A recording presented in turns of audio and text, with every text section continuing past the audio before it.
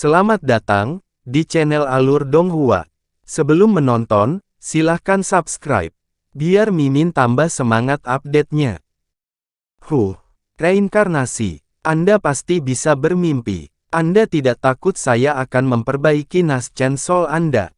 Menhuzi berkata dengan dingin sambil memelototi nas chainsaw milik Wan Tianming. Jika kamu benar-benar memiliki kemampuan, maka biarlah, aku akan menderita. Tetapi daripada membuang-buang waktu untuk membahas masalah ini lebih lanjut, bukankah lebih baik rekan Daoisman menerima tambang heaven shifting saya terlebih dahulu? Setelah bayi itu berbicara, ia melemparkan dua bola dari tangannya. Begitu bola ungu lepas dari tangannya, mereka segera tumbuh beberapa kali lebih besar dan meluncur ke arah Menhuzi. Mata Menhuzi melebar dan wajahnya berkerut marah. Dia dengan keras memukul dadanya dengan kedua tangan, menyebabkan suara ilahi terdengar dari kepalanya semburan cahaya keemasan. Seorang bayi sepanjang 2 inci dengan kulit agak keemasan dan wajah Menhuzi muncul di atas kepalanya. Itu sedikit lebih besar dan lebih padat daripada nas chainsaw milik Wan Tianming. Namun, matanya tertutup dan memegang perisai biru kecil dengan erat di tangannya. Perisai bundar itu tampak memiliki batu seukuran kedelai bercahaya yang tertanam di tengahnya. Meskipun nas chainsaw Menhuzi menutup matanya, ia masih menyadari bola cahaya ungu yang mendekat. Itu mengangkat perisai di tangannya, memancarkan penghalang cahaya yang menutupi seluruh tubuh Menhuzi tepat sebelum bola cahaya ungu menghantam tubuhnya. Para pembudidaya nas chainsaw lainnya tercengang saat melihat kedua nas chainsaws mereka bermanifestasi, karena itu menandakan mereka sekarang dalam pertempuran hidup atau mati. Ledakan yang menghancurkan dunia mengguncang langit, dan penghalang cahaya yang mengelilingi platform batu memancarkan cahaya ungu merah. Awan petir selebar 40 meter tiba-tiba muncul, mengikat Menhuzi di tengahnya. Petir ungu dengan liar menyerbu di dalam awan dengan embusan gemuruh dan kilatan cahaya yang menyilaukan terjalin. Seolah-olah pembalasan ilahi telah datang, menghasilkan eksekusi oleh kilat surgawi. Yang lain benar-benar terkejut dengan pemandangan itu. Mereka telah lama mendengar tentang keganasan tambang pengayak surga, tetapi ini adalah pertama kalinya mereka melihatnya. Itu benar-benar menakutkan dan pantas mendapatkan reputasi besarnya. Namun, serangan mereka hanya menjadi lebih ganas setelah menyaksikan kekuatan tambang heaven shifting. Tanpa melihat Menhuzi, nas chainsaw Wan Tianming melambaikan tangan kecilnya, memanggil pedang ungu kecil. Dengan kilatan cahaya ungu, nas chainsaw dan pedang kecil menghilang. Sesaat kemudian, itu muncul kembali 15 meter di atas pil obat. Penerbangan pedang jiwa baru lahir. 4 pembudidaya nas chainsaw lainnya tampak terkejut. Itu bukan tipuan mata mereka yang dihasilkan oleh kecepatan luar biasa, tetapi teleportasi yang sebenarnya. Tanpa tubuh kedagingan untuk mengikat nas chainsaw, ia mampu memiliki kemampuan luar biasa. Namun, teknik menakjubkan semacam ini sangat merugikan Origin Ki sendiri. Meskipun semua pembudidaya nas chainsaw tahu teknik ini, tidak ada yang mau menggunakannya dengan mudah. Tapi sekarang, yang membuat semua orang tercengang, Wan Tianming telah menggunakannya dengan sangat baik. Zenith Yin dan King Yi secara bersamaan meninggalkan lawan mereka dan buru-buru menembak ke arah pil surgawi. Adapun lawan mereka, Tian Wuzi dan petani tua, setelah melirik satu sama lain, mereka hanya melemparkan beberapa teknik sihir, tidak membuat banyak upaya untuk memblokir. Dengan demikian, Zenith Yin dan King Yi dapat dengan mudah membebaskan diri dan dengan cepat turun. Nas chainsaw milik Wan Tianming tidak bergeming, masih bisa melihat apa yang terjadi di baliknya. Seringai muncul di wajah bayi itu. Pada jaraknya saat ini, pil surgawi praktis miliknya. Apa yang bisa mereka lakukan sekarang untuk memblokirnya? Seperti yang diharapkan, nas chainsaw Wan Tianming berkedip beberapa kali, muncul lebih dekat ke bola cahaya pelangi. Sebuah tangan ungu besar kemudian muncul dari udara dan meraih bola pelangi ke tangannya. Bola cahaya menghilang segera setelah digenggam oleh tangan, hanya menyisakan pil pelangi. Wan Tianming menjadi sangat gembira saat Zenith Yin dan King Yi segera muncul di belakangnya. Mereka tidak mungkin membiarkan Wan Tianming berhasil. Zenith Yin dengan marah menggeram, "Wan Tianming, lepaskan pilnya." Awan besar Ki Iblis yang mendalam kemudian menyelimuti jiwa Wan Tianming yang baru lahir, bersama dengan untaian cahaya biru yang tak terhitung jumlahnya yang melingkar erat di sekitarnya. "Apakah kamu benar-benar mampu menahanku?" Denas Chen Sol mengejek, dan dengan kilatan cahaya ungu, ia menghilang dari kabut hitam dan cahaya biru yang mengelilinginya. Itu muncul kembali 40 meter jauhnya di pedang ungu kecil dengan ekspresi mengejek. Tapi begitu senyum mengejek muncul di wajahnya, itu segera diganti dengan rasa takut. Tiba-tiba mengalihkan perhatiannya ke langit di atas dengan tak percaya. Apa yang dilihatnya menyebabkan wajah bayi itu menjadi sangat pucat. Di atasnya di langit, tubuh kedagingan Wan Tianming berada dalam genggaman sosok tinggi yang dikelilingi oleh cahaya keemasan yang berkilauan. Siapa lagi selain Menhuzi? Tapi sekarang, rambut Menhuzi benar-benar keriting dan pakaiannya compang camping, membuat penampilannya sangat menyedihkan. Tetap saja, sisik emas yang mengelilingi tubuhnya dan ekspresi jahatnya mirip dengan dewa jahat. "Mustahil, bagaimana Anda bisa melarikan diri?" Wan Tianming buru-buru menatap badai petir dengan tak percaya, tapi ketakutannya semakin kuat. Badai petir ungu yang mendominasi telah menghilang, hanya menyisakan beberapa jejak. "Hehe, Sekte Master Wang, hanya bisa dikatakan bahwa keberuntunganmu sangat buruk. Di masa lalu, saya membantai binatang iblis paus petir. Meskipun tubuhnya terluka parah, mutiara penyerap petir di dalam tubuhnya tetap utuh. Tambang Heaven Shifting Anda mungkin hebat, tetapi dengan sebagian besar kekuatannya diserap oleh mutiara, itu hanya menimbulkan sedikit ancaman bagi saya." Menhuzi mengangkat tangannya, memperlihatkan permata yang berkedip-kedip dengan cahaya ungu. Kemudian dengan lambaian tangannya, itu menghilang. "Sekarang, Tuhan yang agung ini akan menghitung sampai 3. Jika Anda tidak melemparkan pil surgawi kepada saya akan menghancurkan tubuh fisik Anda.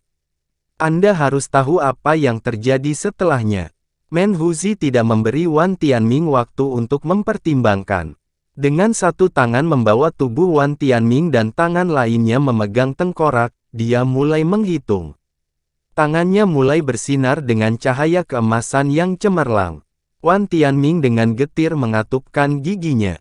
Dia dengan jelas menempatkan beberapa batasan pada tubuh aslinya sebelum dia memanifestasikan Nas Chen Soul-nya. Tapi sekarang, tubuhnya telah jatuh ke tangan musuh yang memiliki batu penyerap petir.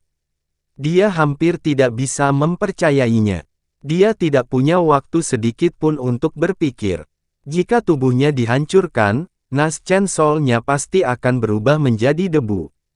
Dia belum mencapai tahap di mana Nas Chen Soul-nya bisa berkeliaran sendirian.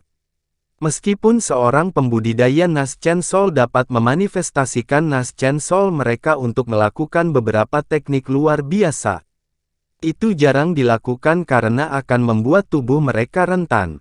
Dengan pil surgawi di depan mata dan setelah diikat oleh Menhuzi begitu lama, Wan Tianming menjadi kewalahan dengan ketidaksabaran dan keserakahan, menyebabkan dia membuat kesalahan besar. Karena Menhuzi dengan tegas menolak untuk berkompromi, Wan Tianming merasa sangat menyesal dan mulai dengan cepat menganalisis pilihannya. Tapi begitu Menhuzi berkata, "2", dia mengatupkan giginya dan melemparkan pil surgawi ke arah Menhuzi. Wan Tianming tanpa daya melemparkan pil yang diperolehnya dari menggunakan Nas Chen Soul Sword Flight-nya. Kegembiraan terpancar dari mata Menhuzi. Setelah dia terbang ke depan dan menangkap pil pelangi, dia dengan kejam melemparkan tubuh Wan Tianming ke sisi lain dari penghalang cahaya dengan seluruh kekuatannya. Jika tidak ada yang mencegatnya, itu pasti akan hancur menjadi bubur. Ketika Wan Tianming melihat ini, dia diliputi ketakutan dan menembak ke arah tubuhnya tanpa berpikir. Untungnya, meskipun jauh, dia bisa mencegatnya dengan menggunakan teleportasi dari Naschen Soul Sword Flight miliknya. Menhuzi kemudian memanfaatkan situasi tersebut dan terbang menuju pintu keluar dengan seberkas cahaya. Bukannya Menhuzi tidak ingin membunuh Wan Tianming, melainkan, Wan Tianming adalah master sekte dari 1000 gerbang pencerahan. Seandainya dia benar-benar membunuhnya, dia akan menjadi target Dao yang benar. Ada juga masalah matron gila 1000 gerbang pencerahan, sosok nomor 1 dari Dao yang benar. Dia belum menjadi lawannya dan tidak mau diburu tanpa henti olehnya. Karena musuh utama iblis dan Dao benar masih Istana Bintang, dia hanya mengincar pil obat. Melihat bahwa Menhuzi tiba-tiba memperoleh pil surgawi dan hendak melarikan diri, Tian Wuxi dan petani tua itu segera mengejarnya. Zenith Yin dan King Yi sejenak terpana oleh pemandangan itu. Setelah saling melirik, mereka mengejar, tidak mau menerima kekalahan.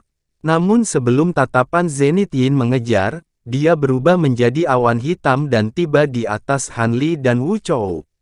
Dia dengan dingin berkata, "Wu Chou, tetap di sini bersama Han Li dan jangan berkeliaran. Saya akan kembali sebentar lagi. Saya akan meminjamkan 2 mayat iblis ini kepada Anda untuk saat ini." Setelah itu dikatakan, 2 mayat surgawi muncul di sisi Wu Chou, dan Zenith Yin kabur di udara dengan kedipan. Dengan demikian, para pembudidaya Naschen Soul semuanya mengejar Menhuzi.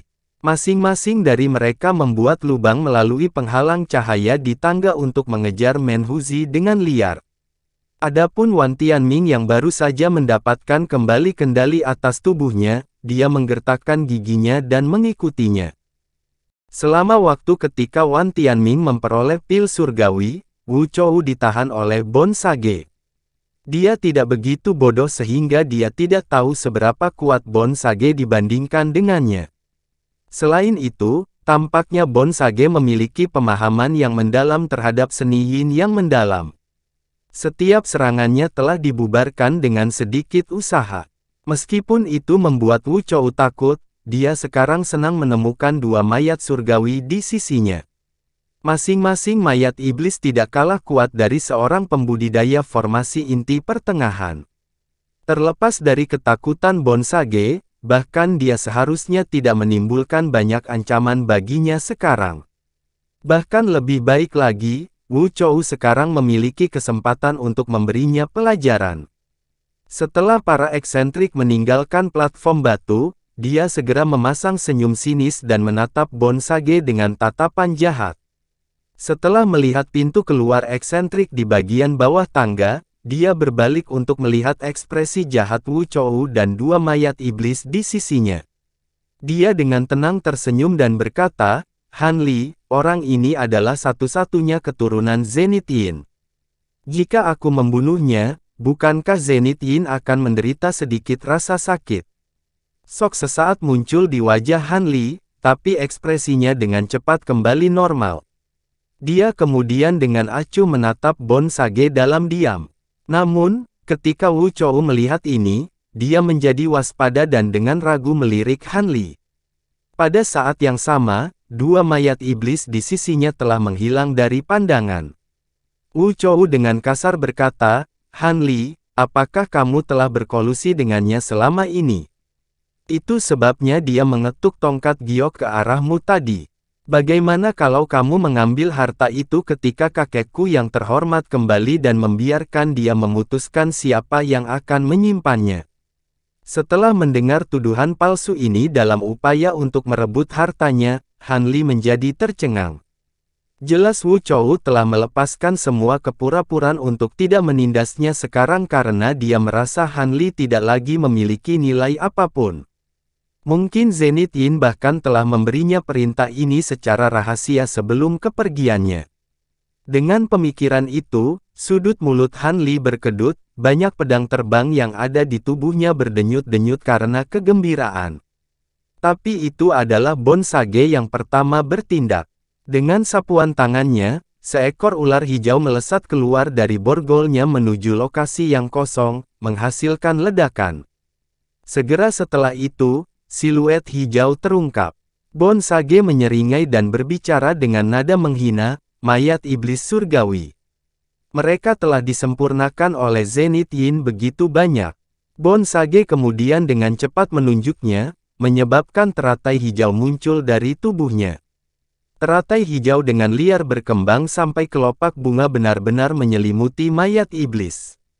Wu Chou sangat terkejut dan buru-buru memerintahkan mayat iblis untuk membebaskan diri. Hubungannya dengan mayat iblis telah benar-benar terputus dan dia tidak bisa lagi mengendalikannya. Pada saat itu, tubuhnya berkeringat dingin. Saat dia berpikir untuk mengendalikan sisa mayat iblisnya, tubuh Bonsage kabur dan tiba-tiba muncul kembali tepat di hadapannya. Sebuah ekspresi bingung panik muncul dari wajah Wu Chou saat ia buru-buru melindungi tubuhnya dengan awan besar mendalam Yin Qi. Pada saat yang sama, kilatan ganas melintas dari matanya dan dia membuka mulutnya, menyemburkan pedang hitam kecil yang menembus ke arah Bonsage dengan kecepatan lebih cepat dari kilat. Wajah Bonsage menunjukkan jejak ejekan. Kukunya segera tumbuh beberapa inci panjangnya dan menjadi setajam silet, membuat penampilan menjadi menyeramkan. Dia kemudian meraih pedang kecil itu dan menangkapnya tanpa perlawanan sedikit pun. Kulit Wu Chou menjadi pucat pasi karena tidak percaya. Dia dengan cepat memerintahkan pedang terbang itu untuk kembali, tetapi Bonsage sudah menggenggamnya di antara cakarnya dengan ekspresi jahat. Setelah banyak upaya untuk melepaskan diri dari genggamannya, pedang kecil itu tersebar menjadi debu hitam. Pada saat yang sama, kulit Wu Chou memucat karena kehancuran harta sihirnya dan dia tanpa sadar meludahkan kabut darah hitam. Tidak mungkin, kau, Wu Chou hanya punya waktu untuk tidak percaya mengucapkan beberapa kata itu sebelum Bonsage bergerak untuk menyerangnya. Cakar hantunya diselimuti dengan spiral Qi hijau. Tidak lagi mampu berbicara lebih jauh, Wu Chou bersiul, memerintahkan seluruh Yin Qi yang mendalam di sekitarnya untuk menghadapi serangan itu. Pada saat yang sama, tangannya meraih bagian dalam jubahnya, ingin mengambil harta karun. Adegan aneh terjadi. Dengan kilatan cahaya hitam hijau, cakar hantu Bonsage dengan cepat berubah dan Qi hijau di sekitarnya berubah menjadi hitam pekat, menembus beberapa lapisan Yin Qi Wu Chou yang mendalam. Wu Chou menunduk ketakutan dan melihat cakar hantu menembus perutnya. Mata dipenuhi dengan ketidakpercayaan, dia mengucapkan beberapa kata sebelum Bonsage dengan dingin tertawa dan menembakkan aliran api hijau yang tak terhitung jumlahnya dari cakarnya, mengubah tubuh Wu Chou menjadi abu dalam sekejap mata, meninggalkan syal bersulam hitam, sebuah cincin, dan kantong penyimpanan. Tidak lagi memiliki seorang master, mayat setan surgawi lainnya muncul di samping Bonsage dalam kilatan cahaya hitam. Matanya benar-benar tidak bergerak berdiri di tempat seperti mati. Setelah menyaksikan rangkaian kejadian ini, hati Hanli bergetar dan ketakutan yang baru ditemukan terhadap iblis lama telah tumbuh di dalam dirinya. Sekarang jelas bahwa dia tidak berbohong ketika dia mengatakan bahwa dia sangat mengenal kelemahan seni Yin yang mendalam. Ketika Wu Chou telah menggunakan mendalam Yin Qi untuk memblokir serangan, itu tidak memiliki efek sedikit pun. Tapi mengapa Bonsage memilih momen ini untuk membunuh Wu Chou? Apakah dia tidak takut bahwa dia akan memperingatkan Zenith Yin? Mungkinkah dia memaksanya berperang, memberinya pilihan selain bertarung melawan Zenith Yin? Pikiran khawatir Hanli mulai bergejolak. Saat dia melakukan ini, dia menyiapkan 5 pita tembaga berwarna di tangannya. Jika Bonsage membuat gerakan permusuhan apapun terhadapnya, dia harus bertarung dengan nyawanya. Pada saat itu, Bonsage telah mengumpulkan rampasan Wu Chou dan menatap Hanli dengan senyum misterius. Apa yang kamu lakukan, memelototiku seperti itu? Cepat keluarkan laba-laba blojade Anda yang lain. Yang lain telah ditarik oleh Menhuzi, tetapi kita tidak tahu berapa lama waktu yang dibutuhkan bagi mereka untuk kembali. Apa, mungkinkah kamu tidak tertarik dengan harta kuali surgawi? Kata-kata Bonsage mengejutkan Han Li dan menyebabkan pandangan Han Li mengembara. Dia dengan hati-hati menyembunyikan keberadaan laba-laba blojade lainnya.